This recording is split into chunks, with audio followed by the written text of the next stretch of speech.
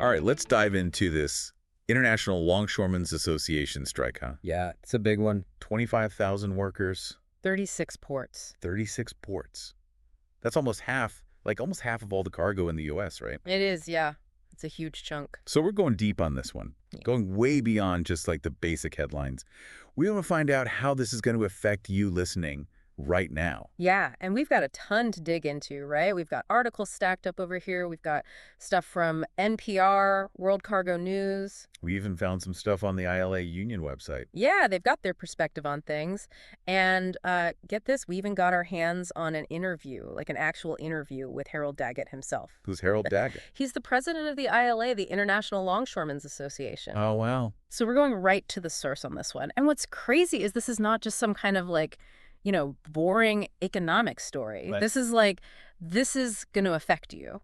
This is like stuff you use every single day, could be in short supply. Oh, like what? Give us the details. What are Yeah. we talking about? We're talking coffee.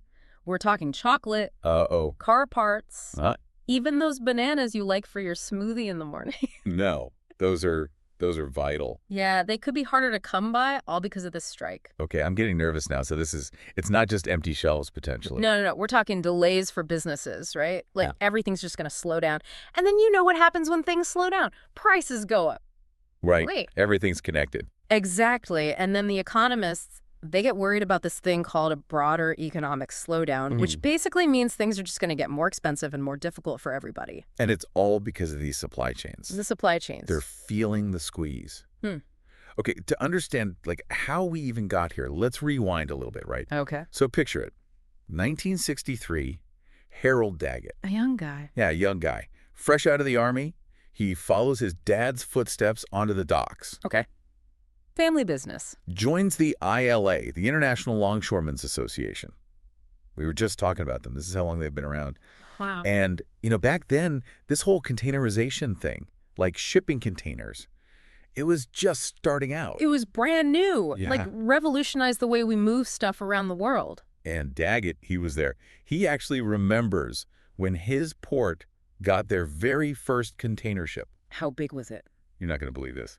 It held 20 containers. 20. 20. That's like a drop in the ocean compared to what they're working with now. Right. Fast forward to today, and we're talking ships carrying over 20,000 containers. 20,000. It's mind-boggling. And that's where those billion-dollar profits that Daggett talks about, that's where that comes in. Right. It's a whole different scale. Whole different ball game. Speaking of Daggett, we got to talk about this interview. He did not hold back. He's talking about how dangerous the work is, the risks these workers are taking every day just to keep things moving. He does. And you can tell he's speaking from experience. It's not just, some talking points. No. Like, he's been there. He's seen it. Yeah. And I think that's something we forget sometimes, right? Absolutely. Behind those numbers, like the cargo numbers, those containers, those are people. Those are families. Real people with real lives. And that's what makes this whole thing so interesting, right? It's not just about the money, not just about wages. It's about respect.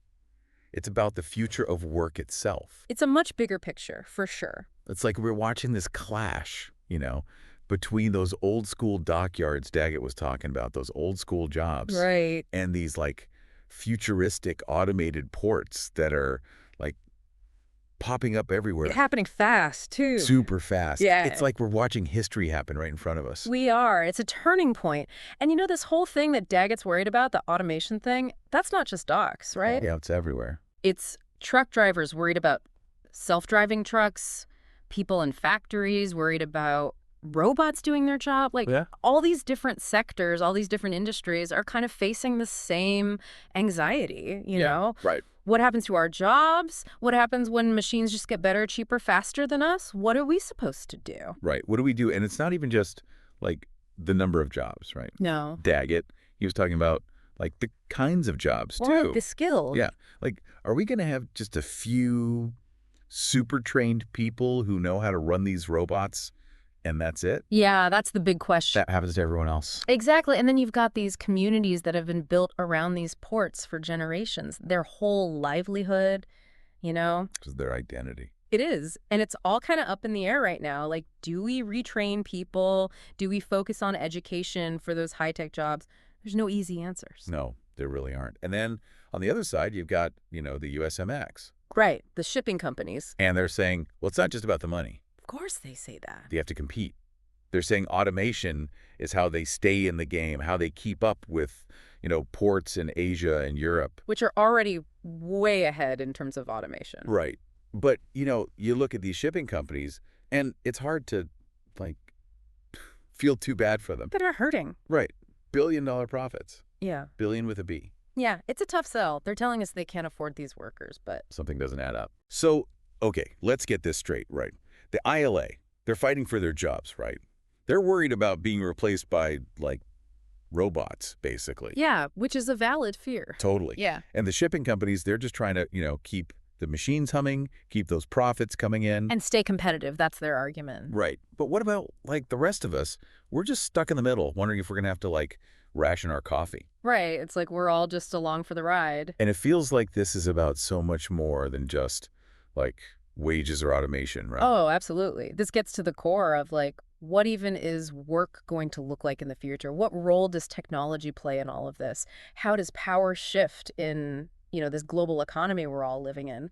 It's huge. It's a lot. Yeah. So, okay, then let's talk like, what happens next? Where do things go from here? All right, well, let's look at what we know, right? The ILA, they want better pay, which makes sense. I mean, it's dangerous work, cost of living keeps going up. Right. And they're demanding more protection from automation, Like, what happens if their job gets taken by a robot? What are they supposed to do? They want guarantees, basically, and a say in how all this technology gets used. So it's like they want a seat at the table. Right. They want to be part of the decision-making process, not just told what's going to happen. Exactly. They want to have a voice in their own future, which is understandable. And the USMX, well, they're saying, hey, we're offering raises, we're being fair, but they're also saying, look, we need to be able to adapt, to use these new technologies to stay ahead of the game. They're worried about the bottom line, of course, but they're also making the argument that this is good for the economy as a whole, that this is how we keep things moving, how we keep America competitive. Right, right. It's that classic kind of like push and pull, right, between, the workers and then the companies. But it's like you were saying before, this is way bigger than just like one strike, one union. Oh, absolutely. This is the whole like future of work thing playing out right in front of us. Think about it. The auto industry is going through this massive shift right now with electric cars, self-driving cars, all that. Yeah, it's great. And manufacturing, like factories are using more and more robots all the time. It's like every industry is grappling with this, Right. How do we balance the need for progress, for technology, with the needs of the people who are actually doing the work? It's a tough one. So what happens now? I mean, the strike is still going on, right? President Biden, he's staying out of it for now. What are the options here? Well, the best case scenario, obviously, is that they reach some kind of agreement, like they go back to the negotiating table, hammer out a deal that works for everyone, and then those ships start sailing again. Fingers crossed. Right. But the longer this goes on, the worse it's going to get, right? Like, we're already seeing these ripple effects. Companies are scrambling, trying to find other ways to ship their stuff, but there's only so much capacity. And then prices go up, right? Exactly. And then it's just this domino effect. And the thing is, this isn't just an American problem, right? Like, this is a global system we're talking about. Right, right. Everything's connected. Exactly. Like, remember that whole thing with the Suez Canal a while back? One ship gets stuck and suddenly the whole world feels it. It's crazy how fragile it all is when you think about it. It is. And that's what's so fascinating about this ILA strike, It's like this perfect example of all these bigger forces that are kind of colliding right now. Globalization, automation, this whole shifting balance of power. Right, right. It's like a microcosm of everything that's happening in the world right now. Exactly. And it really makes you think, doesn't it? Like, how do we deal with this? How do we make sure that as technology keeps advancing, as the world gets more and more connected, that we don't leave people behind? Yeah. How do we make sure that progress actually benefits everyone?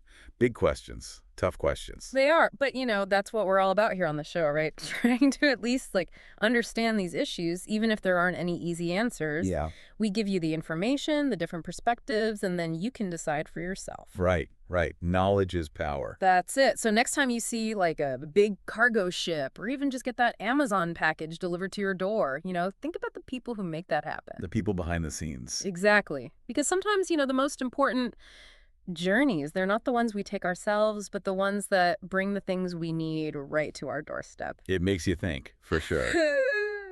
Well, on that note, we're going to wrap things up here, but we'll be back next week with another deep dive.